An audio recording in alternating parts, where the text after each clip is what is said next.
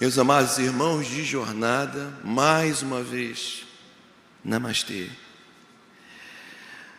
Olha, meus irmãos, estava eu em casa pensando no tema a ser dito aqui. É sempre espontâneo. Eu me mantenho estudando sempre, mas na hora do que falar eu deixo que eles me induzam, me direcionam. E aí, pensando no tema, começou a vir um tema, comecei a pensar no tema, mas de repente, eu não sei porquê, comecei a pensar nisso aqui no trabalho que se realiza aqui. E junto a isso, gratidão, sensação de gratidão por poder participar do trabalho aqui, gratidão de poder ouvir o Gunnar, gratidão de ver às vezes o coro que se forma aqui por vocês, sintonizados com a canção do Gunnar, cantando encontram buscam dentro de si a presença do Senhor da vida. Eu me emociono muitas vezes aqui ouvindo vocês cantando, acompanhando o Gunnar. E aí comecei a sentir gratidão. Eu não sei se foi eu mesmo, ou não sei se foi indução desses irmãos, até me preparando, me ajudando a me estar em melhores condições. Comecei a sentir gratidão por todas as vezes que eu abraço cada um aqui, cada vez que um irmão ou uma irmã vem me abraçar, um sorriso, quando carinhosamente ainda me desejam que eu continue sendo instrumento do Mestre na medida de minhas possibilidades, porque essa é a minha intenção aqui, servir a meus irmãos, tentando trazer o que eu entendi e o que eu tenho procurado viver da mensagem de amor e verdade do Mestre. E aí, aquilo que eu já estava vendo como tema ficou mais rico ainda, Eu pude notar nitidamente, antes de começar a ter essa sensação de gratidão, e depois quando eu entrei na gratidão. Eu estava muito mais em paz, era uma paz. Minha personalidade estava muito mais serena, uma vontade de ficar em silêncio. Olha só, hein? Vocês sabem como é que eu falo. Que efeito tremendo. Eu queria ficar em silêncio, usufruindo daquela gratidão. O que é gratidão? A gratidão é amor em forma de reconhecimento pelo benefício recebido. E aí eu comecei a pensar em vários motivos que eu tenho por ser grato. Tive 7 dias no hospital com Covid, sem poder respirar, sem um tubo de oxigênio no nariz. Não estava entubado. Eu respiro, estou respirando o ar ambiente, estou vivo com a minha família. Voltei dia 24 de dezembro para o meu lar, tive alta 24 de dezembro. E aí a gratidão foi ficando uma coisa enorme. Que sensação maravilhosa. Meus irmãos, cultivem a gratidão. Ela nos trazem e nos abrem portais para encontros conosco mesmo e para encontros com o que há de divino em nós. Fica mais rico e a sua personalidade fica mais dócil, mais suscetível àquilo que é do espírito e menos conveniente àquilo que é do ego, que normalmente é equívoco, é ilusório. Então, construam a gratidão é uma coisa construída. Eu sempre primo e falo aqui, eu sempre começo pelo sentimento. E aí o sentimento direciona o pensamento, a mente na ideia correta. Aproveitem a gratidão, exercitem isso. Ela abre portas importantíssimas. Meus irmãos, se nós pudéssemos ter um encontro, nosso espírito antes de encarnar, e você na personalidade, quer dizer, você espírito sem a personalidade, e agora a sua personalidade, se vocês pudessem estar de frente um com o outro conversando, vocês veriam que não entrariam em acordo em muitas coisas. Porque você espírito tem outros valores. Você espírito dá importância a outras coisas. Totalmente contrário de que você encarnado. Porque estar na carne nos torna vulnerável ao material, ao mundo, às coisas do mundo, a outras circunstâncias do mundo, aos outros irmãos, com dificuldade ou menos dificuldade. E então, ao estar na matéria, somos muito diferentes do que somos no espírito. O espírito tem uma lucidez, uma clareza do que ele precisa realmente, que quando você está na matéria, fica turvado, embaçado, por aquilo que você vem formando, desde criança até que a personalidade se forme. A educação que você recebeu, as influências, o estudo, as coisas do mundo que você presenciou, que você tem vivido, enquanto você está formando a personalidade. Então há uma diferença muito grande em você, espírito, o que é importante para você, o objetivo seu ao vir à matéria, e você, espírito, consciente na matéria. Consciente a ponto de nem lembrar como é você, espírito. Alguém aqui tem a clareza de como é você, espírito, sem o personagem? Algum de nós aqui consegue essa clareza? Essa lucidez? Como é você, espírito, sem o personagem que você vive hoje? A gente não tem essa clareza a ponto de acharmos que somos só o que vemos no espelho, totalmente desconhecido do espírito. É como, imagine um mergulhador, né? Ele está usando uma roupa especial, um mergulho profundo, mergulha 200 metros. Então ele está sob a pressão da água, respirar é difícil. Ele precisa fazer um esforço grande para expandir o pulmão, porque a água o comprime. Aquela roupa toda, né, em volta dele, ele sente aquilo à volta dele. Ainda tem um aparelho na boca para respirar.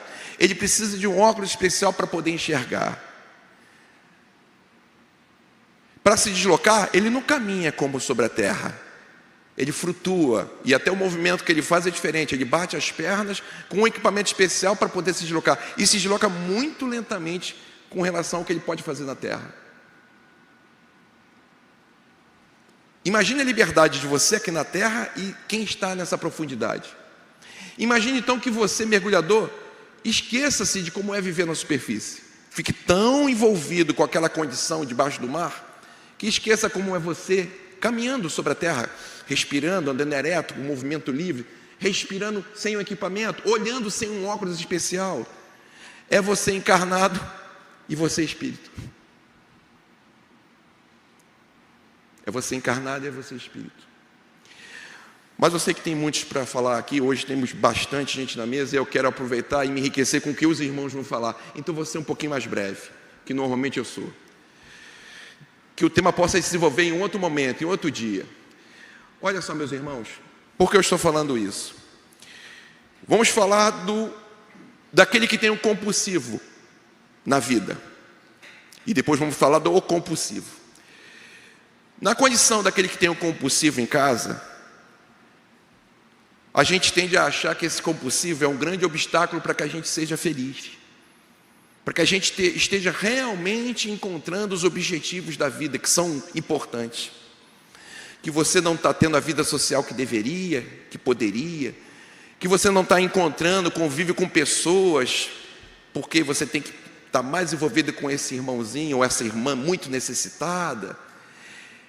E muitos chegam ao ponto de abandonar esse necessitado porque julga que ele está impedindo ele de ser feliz. Ou então lida sempre com uma má vontade, sempre pensando negativo com relação a esse que está presente. Mas isso é você, espírito encarnado. Esse é o personagem pensando. Porque você fora do corpo, espírito, com certeza, quando preparava para encarnar, sabia que ia encontrar esse compulsivo. É possível que você tenha pedido para encarnar, para encontrá-lo, e agora corrigiu o que você fez com ele, que fez com que ele estivesse nessa condição de compulsivo. E a prioridade sua ao encarnar é: eu agora vou amá-lo como não o amei, vou me dedicar a ele como não o dediquei, apesar de ter prometido isso no passado. E aí ele, por não estar maduro afetivamente, acabou se tornando um compulsivo, e morreu talvez nessa condição. E eu pude sofrer a tristeza de ver a causa, ver que eu fui a causa desse irmão estar nessa condição. E no plano espiritual a minha consciência me cobrava o tempo todo, porque o tempo todo aqui em mim eu via, eu sentia tudo que ele sentiu. a necessidade que ele tinha, minha e com qual eu faltei. Sabe Deus como eu fiz isso? De repente eu fiz até de uma forma muito aviltante, porque às vezes não é só o abandono, às vezes é a traição, às vezes é a humilhação. E aí você desencarnado viu isso, e só tem um jeito de você tirar isso da consciência. O que a lei divina nos cobra? Você precisa primeiro reconhecer o erro, admitir, estava errado, preciso consertar, eu estava errado. Segundo passo, você precisa expiar o mal que você cometeu ao outro. Você precisa passar em você a amargura para você entender o que você fez o outro passar. E terceiro, você precisa corrigir isso, a correção. Normalmente expiação e correção acontecem simultaneamente. O que esse que está acompanhando o compulsivo na Terra está fazendo é exatamente isso agora. Ele está passando aflições, porque o convívio com esse irmão, com essa necessidade, cria aflições. Mas é o retorno da aflição causada. É expiar o mal causado no passado. E esse apoio, esse amor, esse não desistir desse irmão e dessa irmã, e fazer de tudo, a ponto de aceitar o convívio, o usufruto de outras coisas, de viagens, de um convívio social mais aprofundado, de outras experiências, abrir um pouco dela em função de cuidado com esse compulsivo. É isso que o Espírito falaria para você, se você fosse Espírito. É exatamente isso que eu preciso, porque sobre todas as coisas, sobre tudo que eu usufruo no mundo, o que vai me fazer feliz é corrigir isso na minha consciência, consertando o que eu cometi com esse irmão.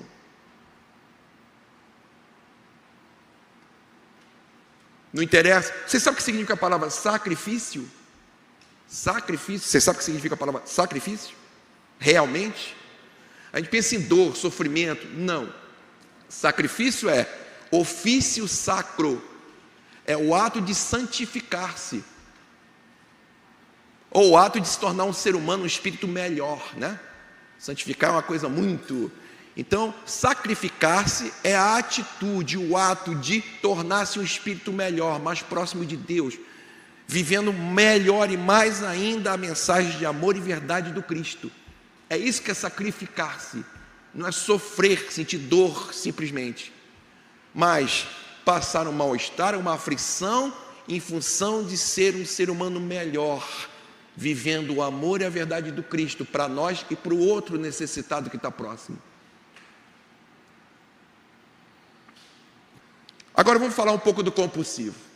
Aí o compulsivo, ouvindo isso, fala: tá vendo? Você tem que me aturar. Não interessa o que eu faça, você tem que estar comigo.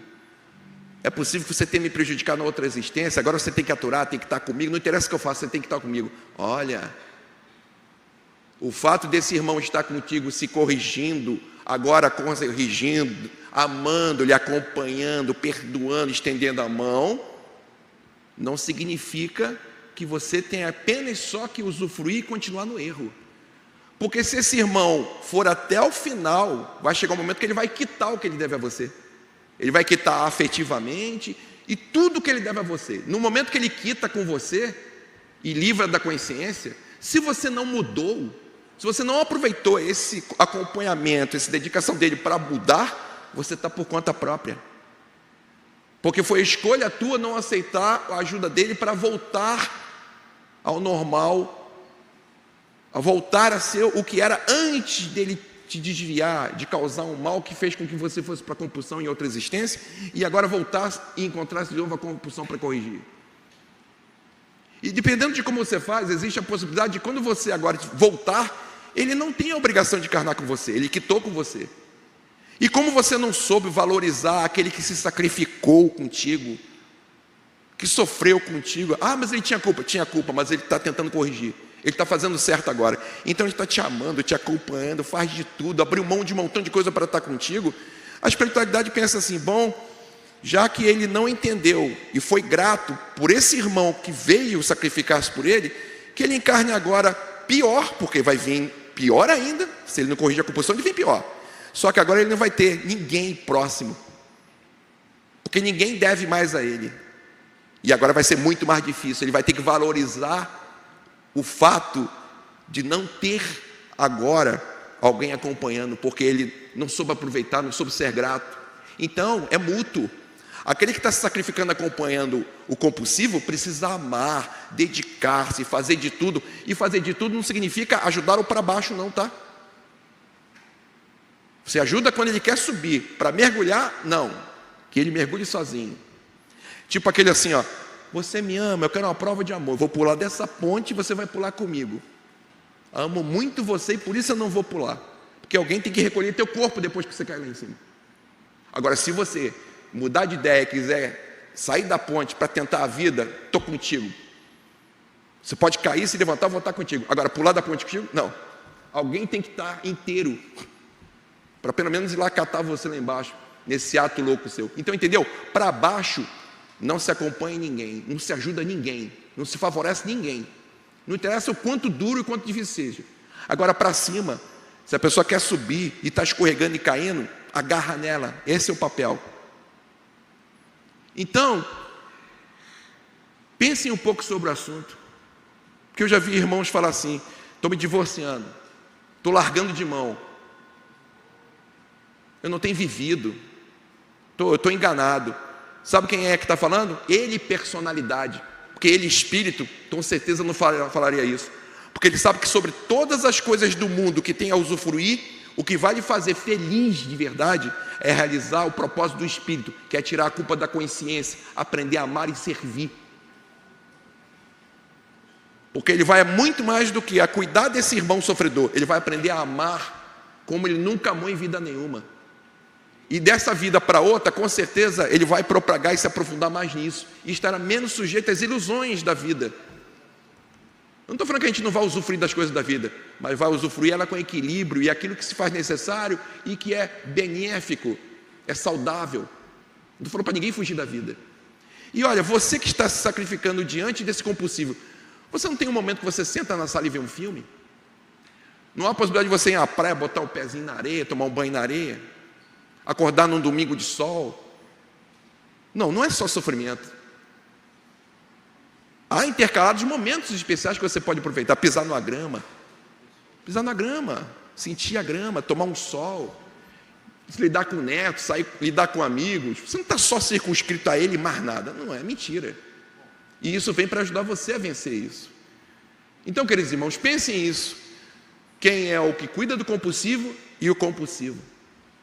São grandes oportunidades, são bênçãos. Bem-aventurados os aflitos, o mestre nos disse, porque em meio às aflições estamos tendo a chance de despertarmos para uma felicidade e para a vivência de coisas que ainda não conhecemos, por estarmos muito envolvidos com as ilusões do mundo e com as felicidades transitórias que na realidade não tem nada a ver com a felicidade do Espírito, que são as bem-aventuranças de amar, de compreender, em várias formas. Então essa é a minha mensagem, meus queridos irmãos. Para falar a verdade, essa é a mensagem com certeza deles. Eu sou só um mensageiro.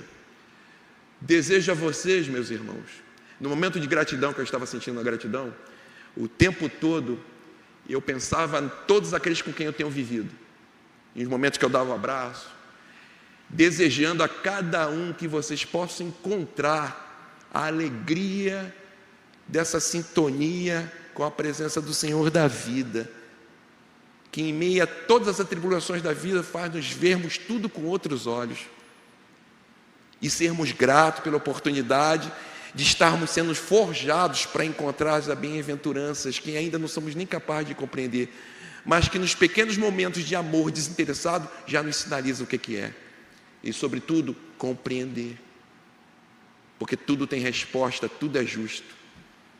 É o que eu desejo a todos vocês, porque sinceramente é o que eu busco para mim.